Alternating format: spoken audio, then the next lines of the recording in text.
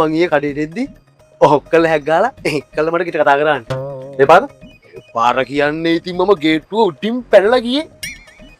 වැඩේ ගොඩ කියන්නේ ගොඩ යාගෙන එනකොටම මඩ වුණානේ. ඒක කොහොමද? මිනිහාවන් ඒ කියන්නේ එන බුද්ධිමත් හොඳේ. ටක් ගාලා ස්ටාලෝලිත මඤ්ඤාව යොදලා මම බේරගත්තේ. මොකක්? ස්ටාලෝලිත මඤ්ඤාව. ස්ථාලෝලිත මඤ්ඤාව නේ බං ස්ථානෝචිත ප්‍රඥාව. අන්න ඒක. ඒක ඇඟපත පුරාම හොඳේ. ගෑණි මං ටක් ගාලා යවෝ කාමරේට. කාමරේට යනකොට හින රෙදි කන්දයි.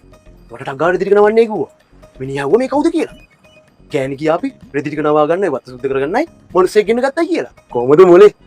ඒකෙන් මම බේරුනේ. ඊට පස්සේ ඉතින් රෙදි ටික නවල වත්තත් සුද්ධ කරලා මං එන්න ආවේ. ඒකයි මේ ඇඟපතේ අමාරුව. යකෝ උඹ ඊයේ නවල ඇවිත් තියෙන්නේ මම පෙරේද හොදලා ආපු රෙදි ටික. අයියෝ